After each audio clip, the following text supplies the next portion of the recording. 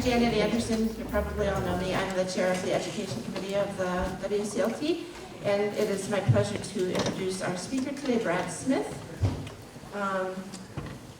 He joined the American Chestnut Foundation in the early 1990s upon spotting his first chestnut tree in the wild after reading a National Geographic article about this new organization, the American Chestnut Foundation. He became a board member of the Massachusetts and Rhode Island chapter soon after its founding in 2000. He's a past president and remains a director. He has been involved in surveying, pollinating, planting, harvesting, and crossbreeding chestnuts for the last 2 decades. Brad has recently retired from teaching Latin at Boston Latin School for 35 years, and he's lived in Westborough since 1988. He told me that at the time they bought the house here, it was because it was a cheap suburb that you could afford to still move to Boston. When Brad isn't working with the Chestnut Orchard, he is working to fix up his antique house on Church Street, and he also plays electric guitar in 2 rock bands. So, he's a very diverse guy. Please welcome Brad Smith.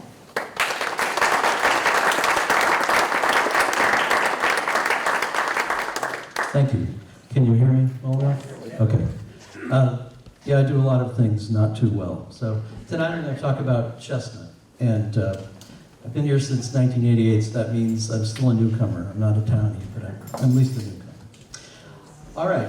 Thank you for inviting me here today. Tonight, I guess it is already. I know the sun stays out longer these days. I'm going to tell you a little bit about the American Chestnut Story. And it's a real saga. Sometimes it's a tragedy, but it's a pretty big topic, and I know there are going to be questions. Let me get into the presentation for a little bit, and you can ask questions while I'm doing it, but if you want to wait a little, I might get to your question, so I'm going to keep saying, I'm going to get to that, I'm going to get to that. So give me a little chance, and then I'd love to answer questions. And I'm not going to go for an hour, because I think, we know as a former teacher, we have about an 18-minute attention span, so I'll do the best I can to maybe do twice that. I've had many different names for this lecture, Chestnut 101, trying to make it more, scholastic and like we're at a university. I called it Chestnut for Dummies for a while, but that's sort of insulted the audience. And then if you're old enough to remember this movie, Everything You Want to Know About Chestnuts But Were Afraid to Ask, that goes way back, Woody Allen. And finally, I was hoping to do this, but I think I failed miserably. When you open up a new product and you want to use it quickly, they have the quick start guide, and you try to figure out what's going on. Well, this really isn't quite so quick, so I think I did fail at that.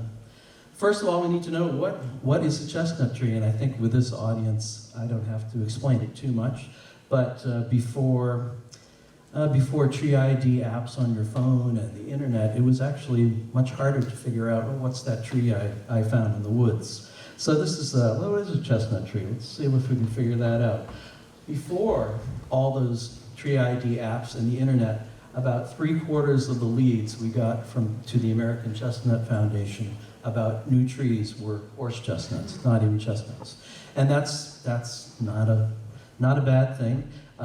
They're different species, and yes, they do have nuts, and yes, they do have these weird burrs, and yes, kids in England used to play games and conk each other with them on strings, but that's not the American chestnut that we're talking about. And I was actually this very same person, because if you see me down on the left there, my son is now 34 years old, and I was riding him, I was giving him a little walk through downtown Westborough, and I think I was on West Street, and I found these chestnuts on the ground. I was so excited. I found chestnuts. They're really rare. That's amazing. I'm going to go home and cook them, and I can eat them. And I found something really precious. And of course, I put them in the microwave and tried to cook them, and they were really bitter. I told my sister-in-law, who was much smarter than I am, she said, "Those are horse chestnuts. Those aren't edible. You haven't found the American chestnut." And I felt really depressed, ignorant, and so I figured I'd do something about it. Back then, information technology was the library and periodicals. And that was, fortunately, my grandmother had given me a subscription to National Geographic. There was an article about this new foundation, the American Chestnut Foundation, that we were trying to bring back this old species. as you know, I'm a Latin teacher. I like to kind of bring back old things that are dead. So it really spoke to me. And my father actually had to go to a directory and look up the organization and get the address. You know, all these things now are just a few seconds away. Not so back in the late 80s, early 90s. And chestnut ID, identification, is not that easy. If you look, the beech tree looks an awful lot like a chestnut tree. There's a tree called the sawtooth oak. I'm going counterclockwise. Looks a lot like a chestnut. Chestnut oak, obviously, that's why it's called chestnut oak. Down there on the right and the bottom, that's what we see, the poor little chestnut living in the, cowering in the understory. Siberian elms look a little bit like that. They're pretty rare. And then, of course, the Chinese chestnut does look a lot like American chestnut, but there are a few differences. So, welcome to the Fagaceae family. The beech and the oak and the chestnut are all in the same family, and that's why they sometimes look similar. That's why, you know, when you're driving along, the trees that hold their leaves are the beech trees and the oak trees, because they don't push out their next stem until the spring, and that's when the leaf comes off, which is unlike most other plants. So this is what we are looking at. The scientific name is Castanea dentata, and I'll talk about, there's sort of three major groups of chestnuts. I'll talk about those later, but if you haven't seen them, these were actually taken at Mass Fish and Wildlife in Westborough. So those are the burrs, the beautiful burrs that come out in the fall with 3 nuts usually inside, and that's what we like to see. Just, you know, the American chestnut was an iconic tree. There's another picture of a huge one like I had on the first slide down in probably the Appalachians somewhere. The nuts are good to eat. There's a big open-grown one in the bottom right. They, you know, when they're in the forest, obviously they're taller and thinner, but when they're just open-grown, they get huge. They branch out hugely. I'm going to ask you to travel a lot of places and back in time. So, first of all, you have to travel back in time to 1491 and just kind of imagine the Americas before any European contact. You know, there were wolves running around, mountain lions, and passenger pigeons filled the skies, and there were 4 billion chestnut trees and probably only 5 million humans in all of the Americas, north and south. You know, that's whatever, 3/4 of Massachusetts in all of the Americas. So it was a different time. And I'm going to ask you to go back even further, 20,000 years, or at LMG, which I learned from the internet is largest mean glaciation, when the last ice age had its furthest extent. And, you know, we would be about 3,000 feet under an ice sheet right now. So climate's been changing for a while. And, of course, as that ice sheet retracted, a lot of weird species that we're still not used to seeing around were inhabiting North America. This is kind of a confusing slide, but so what happened was chestnut obviously couldn't survive the ice sheet, which is on the upper left, and so the chestnut hid out down in Alabama, Georgia, the Florida Panhandle, and it just waited until the climate warmed up again, the ice sheets moved northeast, and it just kept moving up. Although and we know all this because Harvard Forest has pollen records from ponds all over, and they actually measure the amount of pollen, and they can figure out approximately what time it was for all over New England. It's pretty amazing. So they pretty much know when chestnut came back. It was actually one of the last tree species that came back after the last glaciation. So there's a map of the natural range of chestnut. You can see it, you know, there's some breaks, but it goes up into Maine, and it goes up to parts of New Hampshire, parts of Vermont. That's why when you're driving in New Hampshire, Vermont, sometimes you don't really see very many, and then all of a sudden you hit a pocket, and you can see they go pretty far down to the southwest there. People, Native Americans, migrated north as the climate warmed, of course, and as I said, one of the last hardwoods that made it up into this area was the chestnut tree. And Native Americans were actually pretty well established here even before the chestnut tree made it back up here, which is kind of interesting. I was hoping that I could come up with some kind of theory that Native Americans brought nuts with them, and they might have actually helped bring the tree further north faster than it wanted to go, but I don't think that's true. So what's so great about a chestnut tree, right? Why am I, if I devoted so many hours of my life to this tree? All trees are great, right? Well, just for ecological impact, the chestnut sort of dominated the canopy of the deciduous forest in many, not all of New England. There's lots of controversy about like what percentage of the forest was American chestnut. Some people who hate the chestnut tree say, oh, it was only 60% of the forest. And people who love the chestnut tree say, oh, it was 3/4 of the trees. Well, you know, it's probably somewhere in the middle, and especially on mountainous areas. Anywhere you see an oak forest today in Westborough was probably a chestnut forest, because the chestnut outcompetes the oak by about 25 or 30 feet. So anywhere you go to the forest and you walk around, you see mostly oaks. That would have been chestnuts before their demise. Yeah, there's the story of the squirrel. Have you heard the story of the squirrel? A squirrel can jump on a chestnut tree in Maine and make it all the way down to Alabama without getting off a chestnut tree. Again, if you saw the range map, I don't think that's true, but it just goes to prove that it was quite an important species. And it is kind of like a weed. It kind of takes over when it gets in. Each tree produces pounds of nuts, which contain an amazing nutritional sort of recipe of fat and starch and protein, which is really important for wildlife. And nut mast is the production of nuts every year, and even when there's a drought, even when there's very little rain, the chestnut mast doesn't really change much. It's not like an oak tree where it tries to fool the squirrels and it has mast years where it puts out tons of nuts one year and then it puts out hardly any the next year to try to starve them all. Well, the chestnut just pounds out the food all the time, no matter what. And of course, it's a major source for any kind of wildlife that likes to eat anything. I mean, they're good. And it's a pollen source for and an ecosystem for special insects. They're even now finding, they think there's a bee that just is a specialist on chestnut, the chestnut bee, which seems pretty amazing to me. And it's also a host for other insects. We call them pests, like chestnut mealy, but they live in the nuts and they go into the ground and they complete the cycle every year. So obviously pretty important. And of course, we humans we're very selfish and we have our own interests, right? We started to realize that the wood was kind of interesting. It has a really high strength to weight ratio. So it's very light, but very strong, which you can obviously see why that would be useful for whether you're making a hut or whether you're building a barn. The wood is naturally rot resistant, so you can actually bury it in the ground. So often it was used for fence posts. It resprouts from the root collars, so you can go out and harvest your wood lot and then come back in 20 years and pretty much you have almost big trees again because it just resprouts. And you can make it sprout small sprouts, or you can let it grow one big sprout, depending on how you trim it. And it's easy to work if you're a woodworker. It's easy to work with. It takes nails, and it takes sanding well. It's a fast-growing hardwood, which is pretty rare. Most hardwoods are slow-growing, so it's a fast-growing hardwood. That's why I think the timber industry would be more interested in it. And its heat output, if you burn it, is equal to white oak, which I know is sort of the gold standard of wood.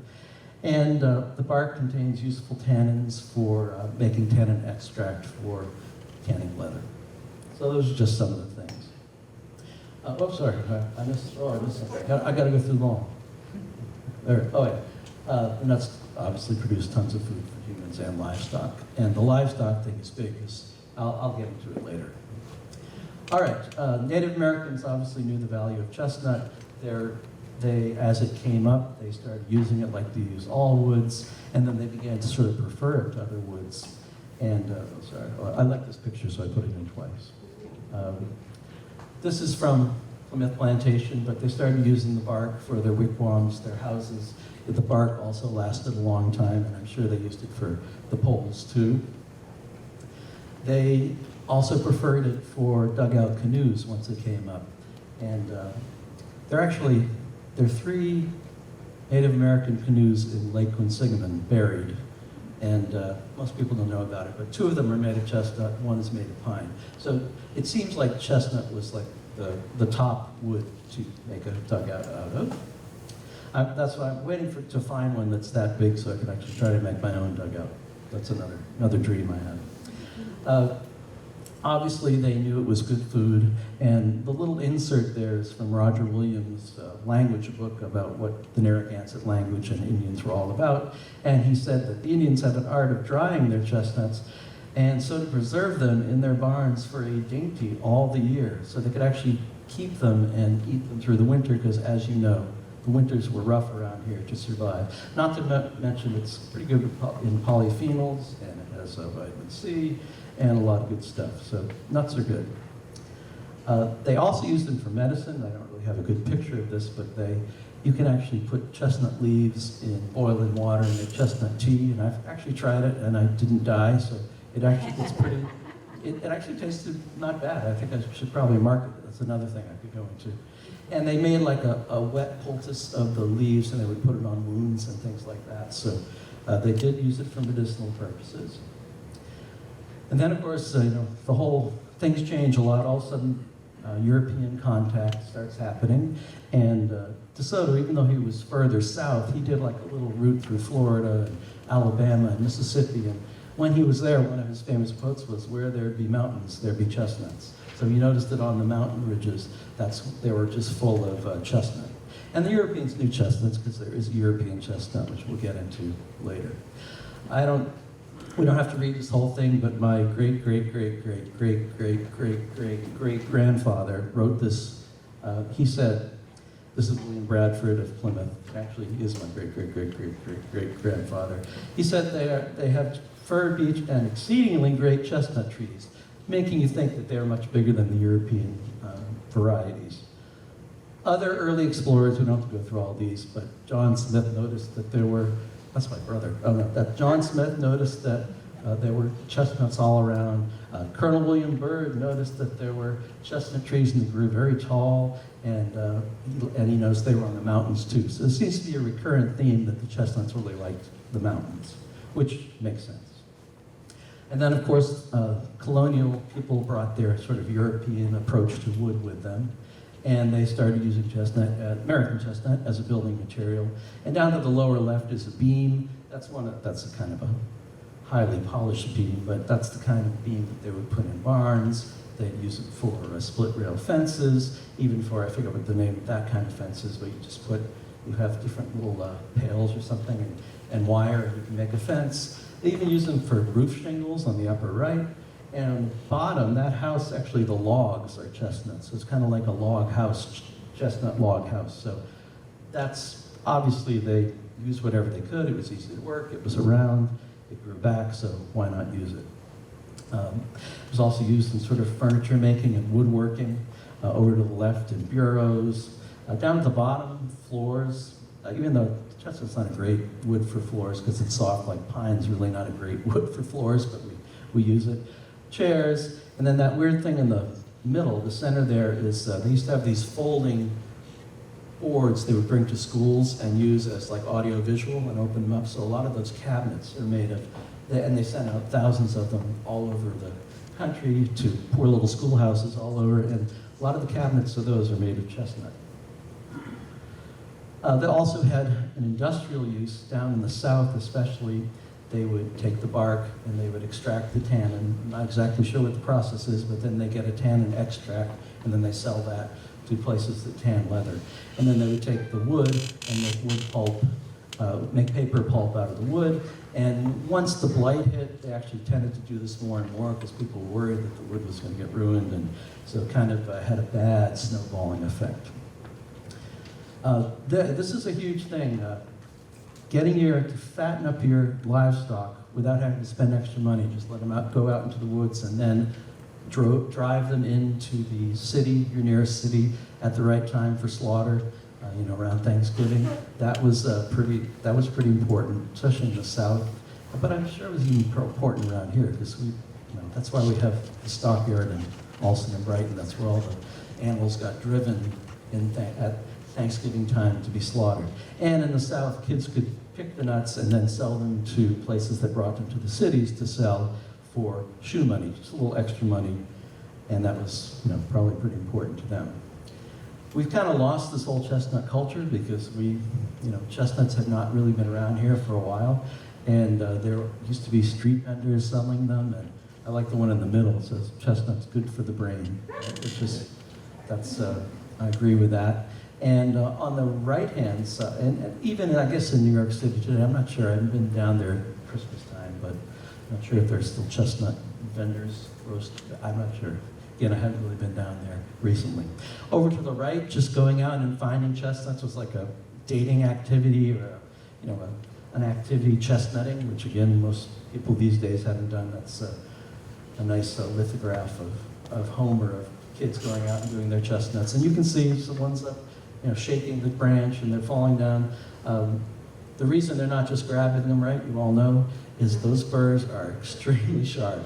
They are, even if you have gloves on, they're extremely sharp. So you gotta be, it's weird. You gotta be patient and careful to get the little delights inside. But it was apparently, was no internet, no TikTok, so why not go out into the woods and get chestnuts? I'm just gonna bring you through the life cycle really quickly. It's very simplistic, but it's kind of, if you haven't been living with it for 30 years, I think it's good. Let's say you're a chestnut.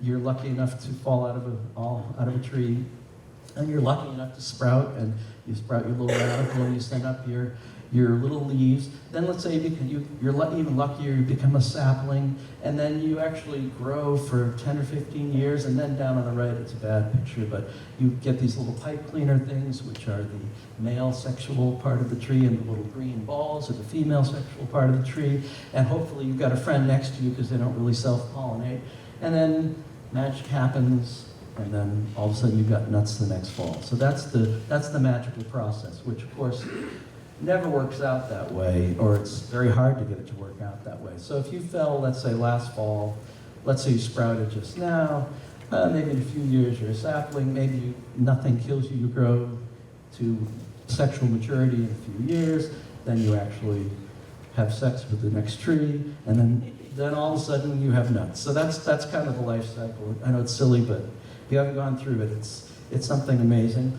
The nut itself is pretty incredible.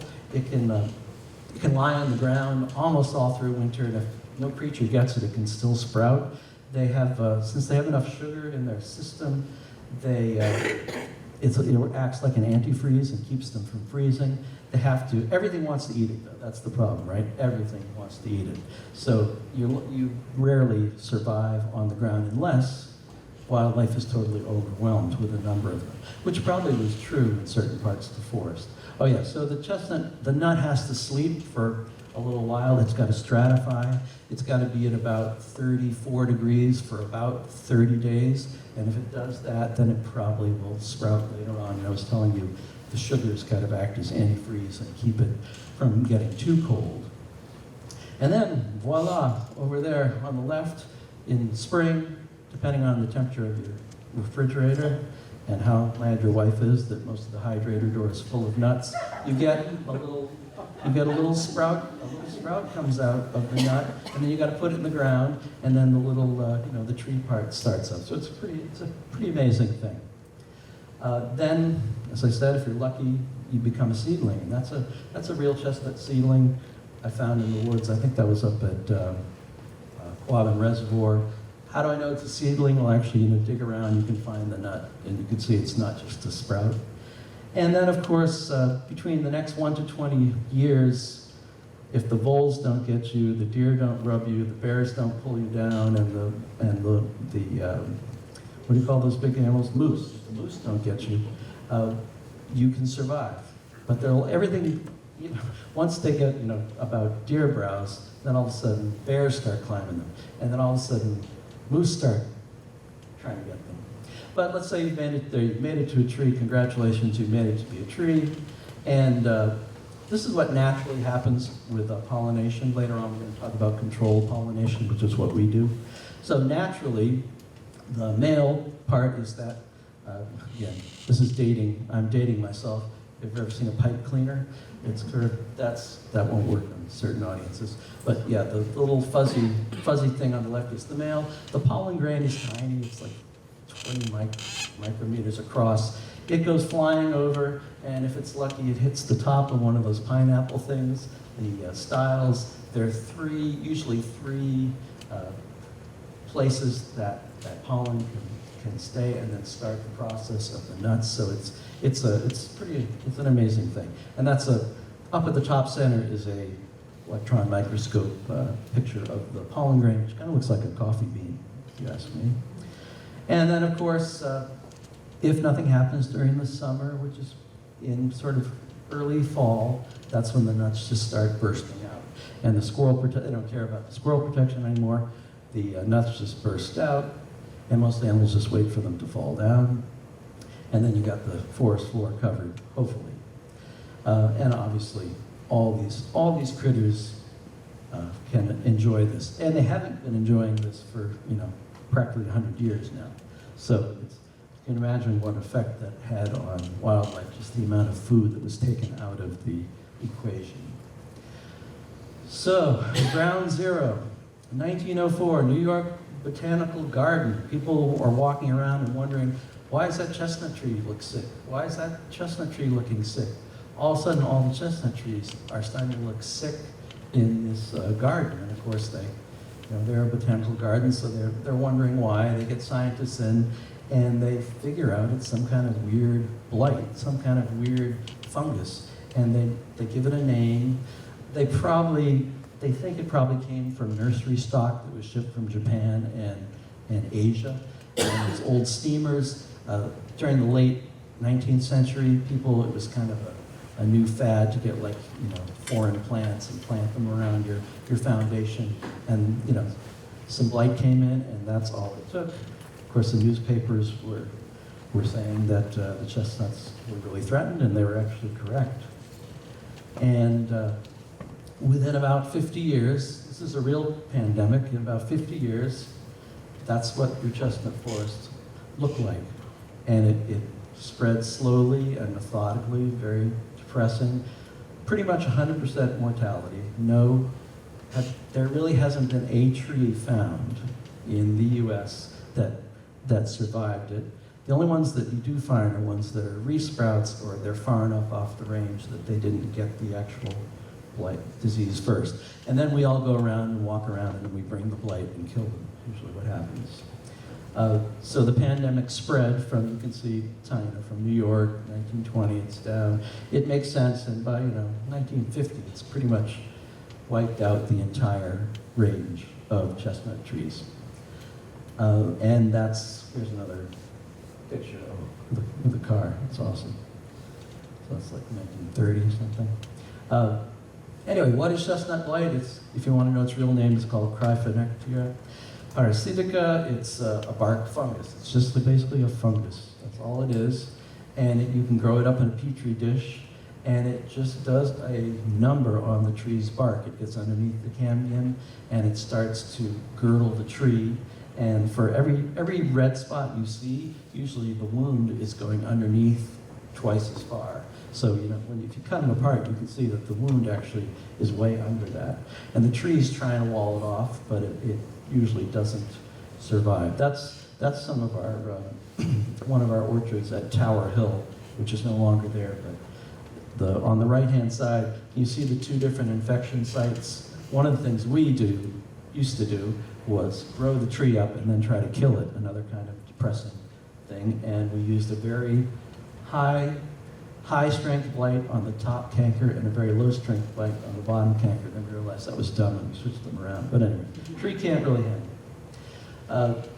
There are even 200 regional versions of this fungus or this blight, and they vary in strength. So like the worst blight of all is in Midwestern Connecticut. It's called EP 155. It kills trees like nothing. And then there are other ones that don't really, there's one called SG that doesn't really kill trees as readily. Well, why is this tree so susceptible to blight? Why is this happening? There's got to be a reason. That's what I kept asking myself and asking dumb questions till I finally sort of got an answer. You got to go back again. I'm taking you way back. Tree species are a lot older than human species. And when trees, the first versions of the Fagaceae family, oaks and beech and chestnut, were growing, they were in Pangea. They were kind of all from here to this area. That seemed to be the climate zone that they would be in. And of course, this is where I get this display. Yeah. As time goes on, so the continents split apart, and meanwhile, oh, not quite yet, still Asia's almost, Europe and America are almost sort of connected. Once that connection starts breaking off, like there, then we start losing track of what's going on over in Eurasia, and that's where the blight started. So basically, American trees had no experience with it at all, whereas Asian trees had experience. So this is the modern map with sort of the four major types of chestnuts. They're European chestnuts, they're Chinese, they're Japanese, and American. They're actually more than that, but I'm not going to make it too confusing right now. And the problem is, I don't know, I always thought, why don't we just use the European ones? Because they look pretty, in fact. There's a European chestnut. If you take a look at this leaf, it looks almost exactly like the American. And they grow pretty big. The problem is they're not very cold tolerant, so they just don't really survive around here, which is very annoying, because I'd be happy with European trees. And the Chinese ones and the Japanese ones actually do pretty well with the blight, because the blight, that was sort of the center of blight. This is not really the slide I was hoping to make, but I did it anyway. Obviously, each type of chestnut is slightly different. Like the nuts are, you can see the nuts are a little bigger, European ones. The ones you get at Thanksgiving and Roach Brothers or whatever, those are probably European, probably from Italy. And then if they're not that, they're probably Chinese ones from US orchards. They're very rarely, they're not going to be Americans. One time I did get a chance to visit a chestnut grove out in Wisconsin, and I had enough nuts that I could actually make real American chestnut stuffing, but that was a long time ago. And the leaves over there, I'm going to be honest with you, the only one I know for sure is number 4. The rest I'm not sure. Number 4 looks like an American to me. It's got that long kind of canoe shape. Number 2 is probably Chinese. Number 5 is probably, I don't know, I'm not sure. But anyway, you get the picture. And also there's different tree form. American trees are timber trees, right? They grow up tall to get up to the overstory. The Chinese and Japanese have been cultivated for so long.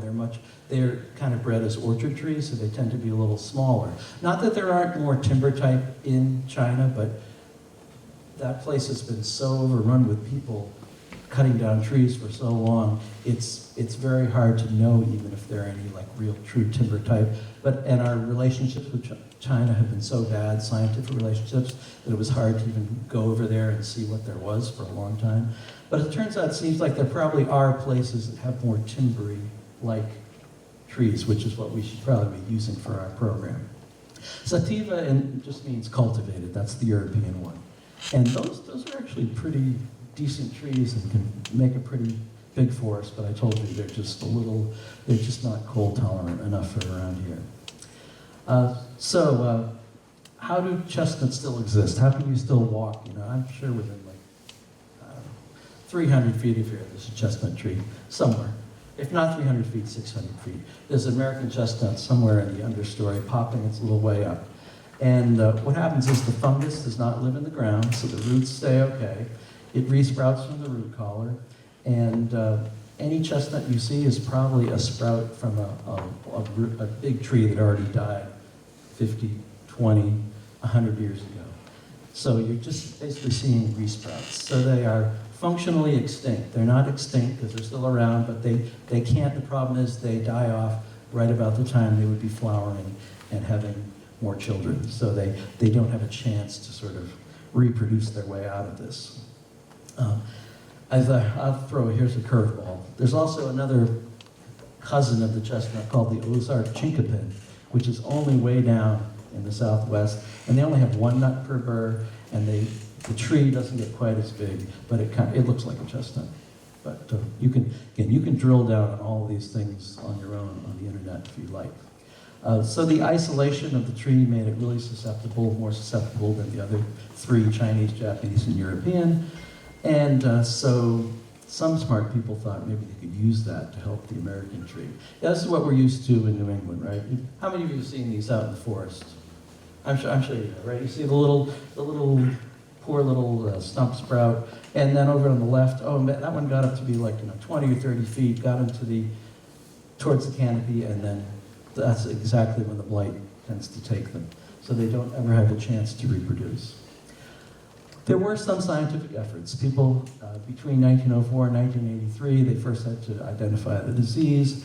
They tried cutting down trees. They tried covering them in foam. They tried covering them in foam and burying them. They tried doing 2-mile clear cuts in Pennsylvania so the blight wouldn't go from one side of the forest to the other. Only problem is it's just airborne spores, and it really didn't stop the disease at all. So they did try. And then they also started trying to make some hybrids. So they tried, if they knew that, oh, okay, so the Chinese can survive, why don't we breed that with an American? And then maybe the children can survive. They tried that, but they really didn't do it very scientifically. So, and they thought that, yeah, maybe if we just let the chestnut go, it'll resprout, it'll probably solve its own problem, which it probably will, but we're not that patient. Early scientific research just failed because they weren't careful enough about doing the hybrids, and they started making these crosses, and then if they didn't work the first generation, they just gave up on them instead of continuing it down. So when I talk about first cross, that's just like an American and a Chinese, and of course a hybrid is just two different species or varieties mated together. And fortunately, most chestnuts can intercross with other types of chestnuts, most. All right, but by the 1950s, really no one was kind of working on the chestnut. They'd sort of given up. And somehow around the 1980s, some crazy people got together in a kitchen and hatched a plan, and that was the American Chestnut Foundation. And even more crazy, it was out in Minnesota, which wasn't even part of the natural range. And the guy in the upper right is Charles Burnham. He was a corn geneticist, so he knew how to breed, and at least with corn you can do it more quickly. You get generations very quickly. But he thought, there's absolutely no reason you can't take the blight resistance of the Chinese and bring it to the American.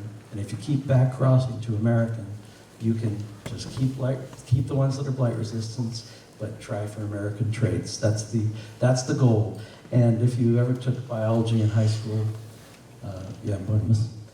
my biology teacher, Miss Bailey, would be proud of me. I used to be terrible in biology. Anyway, Mendel, he noticed that he could breed certain types of things with his pea plants if he get the flowers to change, if he bred them carefully. And that's basically the approach that the American chestnut set out, but it was much more scientific with many more steps. So that's called the back cross method, and really it was just trying to take the hybrid method to the next level. Now here's not the most exciting chart in the world, but maybe you want to think about it as a Labrador and a poodle.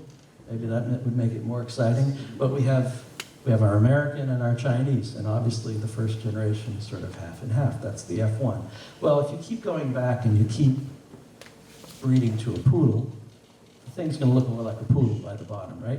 And if you keep breeding to a Labrador, it's going to look more like a Labrador. The plan was to go to BC3, F3, which just means the generation, and by that time you'd have a tree that was pretty resistant and pretty much looked like an American chestnut and probably had 94% of the genes of an American chestnut. Now, this little light arrow that you can't see over there is where we came in on the process, our chapter.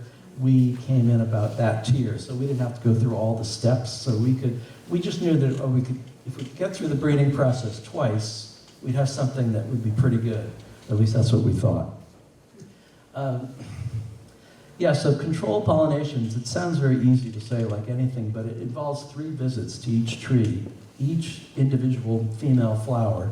Most of those flowers are in remote areas, and you're in a bucket truck, and you have to schedule it around the weather. You've got to bag the female flowers before they're fertile, because you don't want other pollen getting in your way. Then you've got to go out and pollinate and rebag the female flower with small vials of pollen, FedExed from Virginia, little pill boxes. You're up in a tree in a bucket truck, and you're rubbing these little flowers in this pill box. It just seems impossible, but it actually works pretty well. It's kind of crazy. And then you have to go back and harvest and keep track of where all the bags came from. And then further sort of kick in the stomach is you try to plant 200 seedlings, you let them grow for 5 to 10 years, and then you challenge them with blight and you kill about 95% of them. And then you get what's left is the ones that would have the Chinese resistance. Sounds like fun, doesn't it? No? I guess I'm a glutton for punishment. Fred Hubbard was the first full-time employee of the American Chestnut Foundation, and he actually had to find, a Chinese tree to use as the beginning of the line. And so he found a clapper tree, a Graves tree, and later on there's a Nanking tree. So all the trees we have in our program, we know what the original Chinese parent was, and we used to segregate them by lines. This was the big thing. The whole thing was predicated on the 3-gene theory. The hope was that trees that got 5 or 6 alleles, there's 2 for each gene, would be highly resistant, especially the 6 out of 6 should be really resistant, at least resistant as Chinese, and we'd be all set. But as the foundation and chapters reached the back-cross goal, we reached it. The selected trees were just not showing even Chinese level of resistance. We kind of knew something was wrong, but the science wasn't really good enough back then to figure it out. The genomic testing and mapping has sort of drastically changed our understanding of blight resistance in the last 10 years. And none of this was even around, or if it was around, it was astronomically expensive back when we started.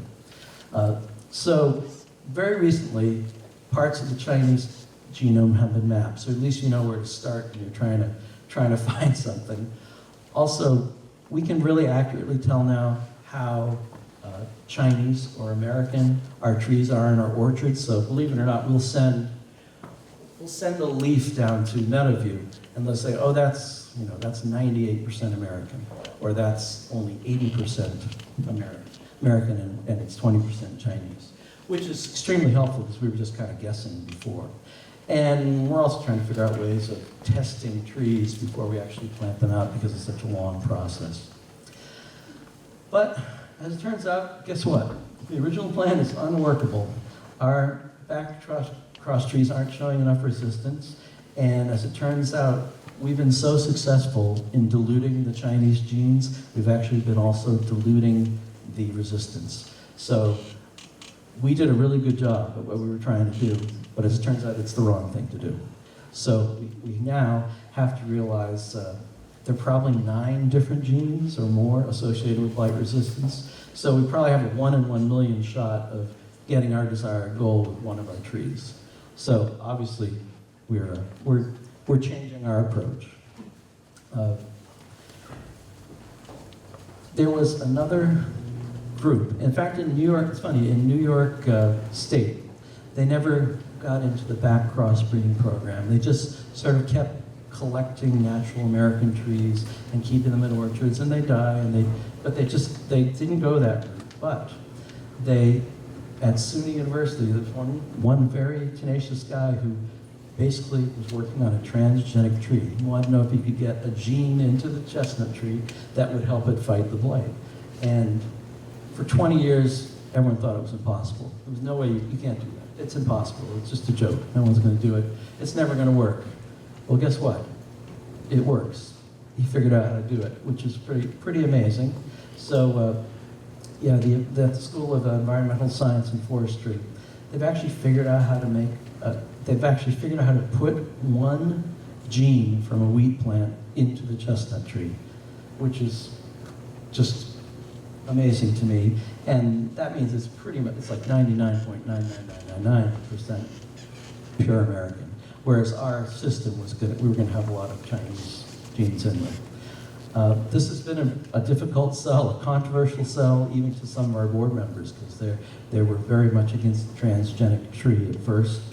And we just approved as a board to try careful experimentation with some of the transgenic tree, if it gets approved and if we get to have any of the material. But that's coming up in another story. So the transgenic tree is called D58, which is named after Herb Darlington of the New York chapter, and it's in the process of getting its final approval. USDA and environmental, I forget the other agency, but it's probably imminent that it will be approved. And of course, it caused a lot of controversy, right? Anytime you say GMO or whatever, but Bill Powell has been trying to do as much testing and to prove to for the process of certification. They've done thousands of tests to try to make sure that this new tree with one extra gene isn't going to perform differently or have different effects on the environment than the other tree. Yeah, so this is a little bit above my ninth grade biology, but we have. If you want to know how they did it, they actually, I guess it's quote-unquote CRISPR technology. They used a bacteria to insert a wheat gene into the chestnut embryo. It took them tens of thousands of attempts to do this, to get the gene to be in the right place and so that it would express properly in the next generation. So it's not like you just go in and blast and then it works. It's a lot, the gene just goes in a random place. The process, I guess, occurs naturally all the time in nature with viruses too. We just don't really notice it. And they also, growing chestnut embryos are really difficult. Again, they thought this is pretty much impossible. And they've done so much advancement in getting trees to flower and light boxes and getting to be able to clone seedlings. Because chestnuts actually are really hard to graft. So being able to clone is actually a pretty useful thing. Here's a very nice cartoon of what the OXO or the oxidase gene does. I'm still not exactly sure what it does, but I'll pretend to know. So somehow the oxalate oxidase is active on the bark and it resists the process that starts the blight. And it actually seems to work really well. Like the testing has been really good on this. And yeah, that's another nightmare from the past. That chemistry equation at the top there, you could probably explain to me what's really happening. I was never good at balancing equations. So this gives us kind of a little bit of a new hope, especially after getting all that kind of bad news about our breeding program. Because if you think about it, you take a transgenic tree and you cross it with an American, about half, although for some reason it's only 40, I'm not sure why. Half the trees would get that gene, which is a very quick way of getting blight resistance into a community. And yeah, it would be really easy to spread it in the forest, but that's also probably why you have to be cautious about it too. They're also trying to make a version of this transgenic tree that has a switch that isn't always on. I guess people don't like the fact that this gene is always on, so you can try to make it so it only turns on when it's needed. Again, way beyond what I can understand, but they're working on that. Yeah, the only problem with the Darlington 58 sounds like, you know, the Holy Grail, right? It sounds like but it's just one tree, one event. So it's kind of a monoculture. So they need to get more variety in the transgenic trees, but it's a start. And you can get more variety by crossing it with real trees. So even the American Chestnut Foundation kind of realized how things were going, and it took me a while to realize myself, but in 2015 they adopted the 3-burr approach, which was backcross breeding, which we've been doing, biocontrol, which I'll talk to you about later, and biotechnology, which is the new transgenic tree, to try to use all those paths to try to get a tree that works. And the question is, what do we do with all those orchards and all those trees over at Mass Fish and Wildlife? And got a pretty good plan. We have a very good science director, and he's got some interesting ideas about what to do with what's left there. And we actually have to cull out a lot of the trees that are too American, because we know we've lost the blight resistance. We can do some direct crossing with D58. We can continue just to sort of keep or make a library of mother trees. Like all those trees we have in our orchards, some of those are like, oh, that's the Topsfield tree that I pollinated 18 years ago, and now it's dead, but it's still in our program. So we've managed to do a lot of saving of a lot of mother trees in Massachusetts and Rhode Island, and hopefully we can put that to good use later. Yeah, so this is what we used to do, right? We used to plant out the 200 trees, and then we used to try to kill them with the various blights, but we're not going to do that anymore. Now we're going to mix all our different Chinese resistance together. We used to keep them separate. We're going to they call this spiking the punch and stacking resistance, and hopefully we'll have a little more success with what we get out of this. Our orchards are sort of kind of changing. Oh, there's the nice Google Earth picture of the Westborough orchard. There's Mass Fish and Wildlife on the upper left. And you can see our nice orchard there with its blocks of 200 trees. And as I said, each one of those blocks is a particular cross, a particular mother and pollen. And then after you found the best one of those, you kind of leave one in each block or one or two and let them play with each other and see what comes out. Yeah, so they're really sort of turning into an intercross orchard where they will be crossing with each other, and we won't have to spend so much time keeping everything separate. That's pretty much what I just said. Okay. Yeah, at least we are collecting and preserving American trees, so we've done a lot of that. And yeah, there are over 50 mother trees represented in our program. The last burr, the third burr is hypovirulence. As it turns out, it works really well, but it's really impractical. The fungus cannot survive in the soil. So what you do is you actually take soil and water and you mix it like a mortar, and then you put it on the sore or the canker, and then you have to wrap it in like saran wrap, and you have to keep it wet. You can keep a tree alive that way, but you can imagine that's not a very practical system for a whole forest. But if you have a favorite tree, you can try it out. Yeah, we can do a lot with these, and we just decided to work with these, and we're not even sure how we're going to work with them yet. But that, again, as I said, in theory, you should be able to get a tree that has half the special wheat gene in it. And in case you didn't think the chestnut tree had enough trouble, there's another thing that kills it. It's called Phytophthora cinnamomene. It's a root disease, so it actually kills the total roots. Fortunately, it's mostly in the warmer sections. Well, not fortunately, but we don't have it much up here. But fortunately, Chinese trees seem to be resistant to that. So we're actually trying to get that also into our product as trees that can resist that. And that's the ink disease. And then we got all sorts of other things like gall wasps. So we're just like, that's nothing really compared to the other things that we're fighting. But I want you just to imagine for a second, I'm wrapping up here. Oh, I've gone way past my time. Even if we had the perfect tree, right? How do you get it back into the forest? Even that's an incredible task, right? It's a multi-generational project which will take hundreds of years. No one's ever done anything like this. The true performance of the tree can't really be told for hundreds of years sometimes, and we just can't predict what's coming, but we're doing the best we can. This is our mission statement, which is pretty obvious. You don't need to go that. Just a quick commercial. We have about 300 members. We put out a magazine. We have a local chapter, and then we belong to the national organization, and of course we're trying to educate the public. And we're trying to get younger people involved. We're doing plantings at various high schools, especially vocational high schools. We've done a bunch of plantings. And if you really want to drill down on any of these topics, the ACF website is really excellent. And we don't really do much with our social media, but it's up there anyway. All right, I'm done. Thank you.